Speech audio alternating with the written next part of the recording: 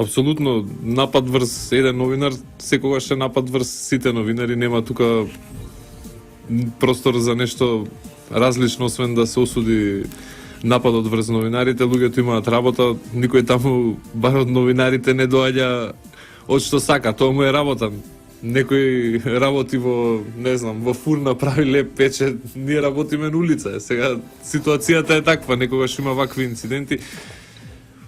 Порака, повик, апел до сите кои што доаѓаат на протести, меѓу не само на овие, и во било каква ситуација каде што се сретнуваат со новинари, да сепак новинари не треба да се истура гневот. Јас разбирам дека луѓето се револтирани, се оди под предпоставката дека кога одите на протест, револтирани сте и протестирате поради нешто, но тој револт нека не се исфрла врз новинарите. Луѓето едноставно доаѓаат да работат и тоа е тоа. Ако не ви се допега нивната работа, имате опција да не ги гледате, да не ги читате. Имате мал милион портали, мал милион телевизии. Гледате нешто друго, но оставете ги луѓето нека се работат работата. Апсолутно осуда за секој напад врз новинари и новинарски екипи. Она што е суштинско веројатно и во реакцијата на синдикатот на новинари е дека институциите на државата веројатно ќе мора да ги расчистат вакви ситуации. Ние имавме многу и на претходните протести кога редакцијата на Радио Слободна Македонија беше демолирана и разни други настани. Имаше напад на новинари на вечер. Останаа нерасчистени. Да, меѓутоа утрово прочитав дека веќе има приведени за вчерашниот инцидент, така да предпоставувам дека ова експресно ќе се расчисти, што е секако за поздрав. Мора да се остават новинарите слободно да работат. Пак ќе повторам, луѓето само си ја вршат својата работа, а ако не ви се допега нивната работа, гледајте друга телевизија, читајте друг весник, друг портал. Тоа ви стои како опција за избор. Меѓутоа, насилството се разбира дека не е решение. Александар, веројатно никој не може ни да процени како се движи ситуацијата. Многу аналитичари изминативе година и половина некако се изгореа околу тоа проценките што ќе се случи пред се околу изборите, кој ќе биде победник и како ќе биде. Многу изненадување се случија.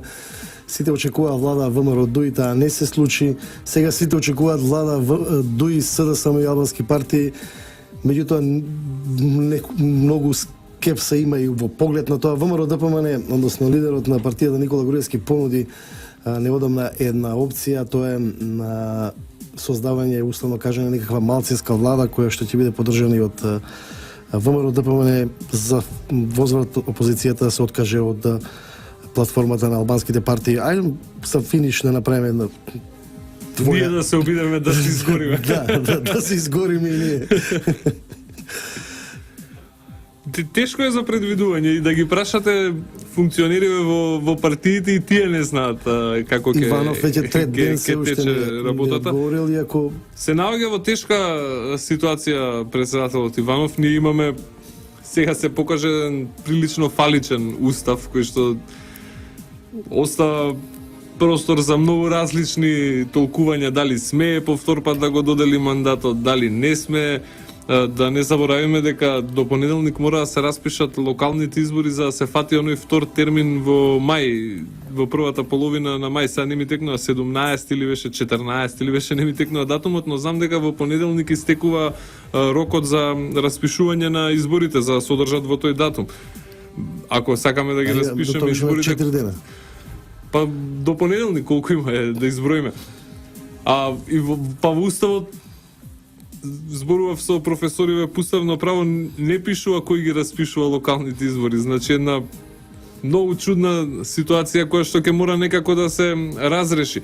Кај председателот Иванов има потписи за заев да го добие мандатот, меѓутоа нема потврда од партиите кои што му ги дадоа потписите дека ќе седат заедно со него во влада. И сега ситуацијата е навистина чудна. Од друга страна имаме протести на улица на сериозна бројка на луѓе, има над 10.000 луѓе кои ќе излезат на улица во држава која што има 2 милиони.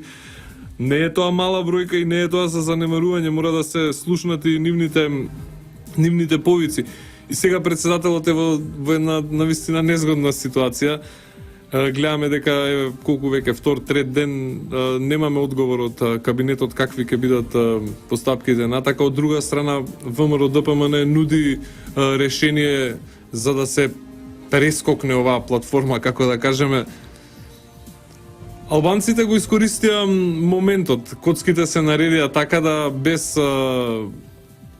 Нивна поддршка. Дуи, не нивна, меѓутоа Дуи мора да биде во игра во секоја комбинација доколку ВМРО, ДПМН и СДСМ не идат заедно во влада, а знаеме колкави се шансите за тоа.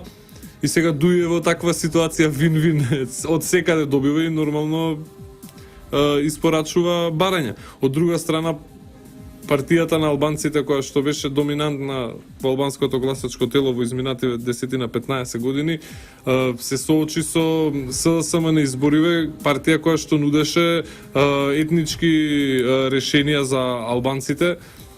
И сега тука почнува надпреварот кој е поголем албанец, дали СДСМ повеќе ќе им даде на албанците или Дуи. Видовме на изборите дека СДСМ извлече огромен број гласови од етничките албанци. И сега понудата на ВМРО ДПМН кон СДСМ е можеби добра за спласнување на тензиите, меѓутоа ако го гледате тоа од позиција на СДСМ, партија која што им ветувала на албанците на изборите, не му е лесна позицијата ни на Заев. Меѓутоа добро е тоа што го понуди Груевски од аспект на тоа да покаже дека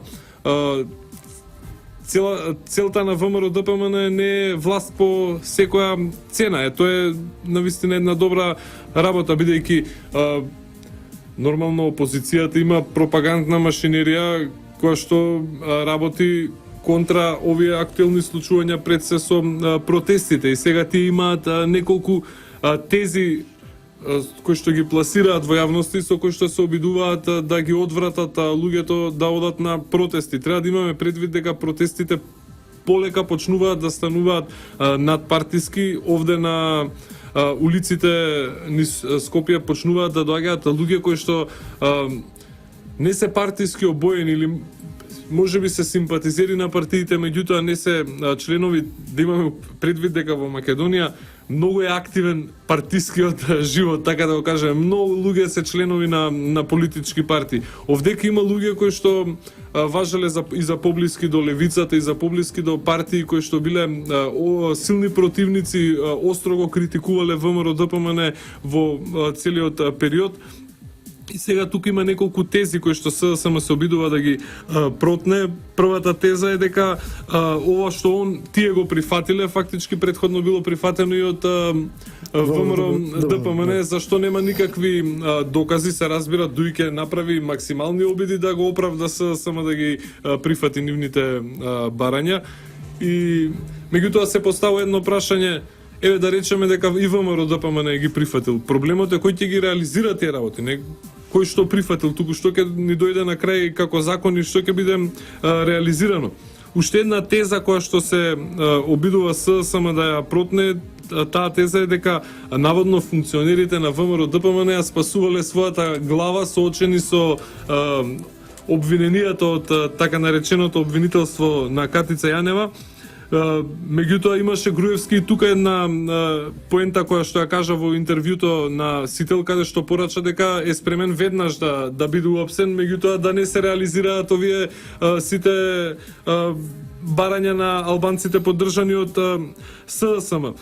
А третата теза, мислам дека околу која што се врти целата пропаганда на СДСМ и сите оние структури кои што гравитираат околу партијата е дека не е толку страшно тоа што е прифатено во платформата, меѓутоа ние не знаеме што е прифатено во платформата, освен она што ни го кажува Дуи, а тоа што ни го кажува Дуи според граѓаните е страшно, бидејќи ако не е страшно нема да имаме 10.000 луѓе на улица, нели? Тоа е клучниот прашање, сепак мислам дека Социјалдемократскиот сојуз треба многу поскоро да излезе во јавност и да објасни што е тоа дел од тие во коалицијата не знаат што е дел од договорот, а не граѓаните. Вие јавете му се на Тито Петковски и прашете го што е прифатено, он не знае. Јас имав неколку обиди, човекот веројатно има многу состаноци, постојано е на состанок и не е во Скопје. Многу чудна ситуација. Останува сепак на крај и опцијата за нови избори, дали таа ќе се реализира и кога ќе се реализира едно друго прашање, веројатно ако не се создаде влада, тогаш патот кон нови избори е веројатно сосема јасно. А и да дека се ќе бидат- создаде нова влада, знак прашалник е како ќе функционира И во колку долго. овакви услови со партии, со толку многу партии во неа, со спротиставени позиции, меѓусебни противници во минатото со многу тешки зборови искажани еден кон друг. Навистина ќе биде Политиката е чудна, интересите се не чека жешка пролета, Да. може би уште пожешко лето, не можеме да знаеме. Така, ти благодарам, почитувани мој ваш денешен гостин беше Александар Спасовски, мој новин колега, новинар. Тука некаде е крајот на денешнијата емисија Круг. Круг е емисија на Трговското радиодифузно друштво Радио Слободна Македонија. Јас сум Маријан Николовски, уредник и водител. Денеска е 1 март 2017 година. Имајте пријатен ден. Круг со Маријан Николовски на Радио Слободна Македонија. Твојот свет во најубави бои. Препознај го на Радио Слободна Македонија.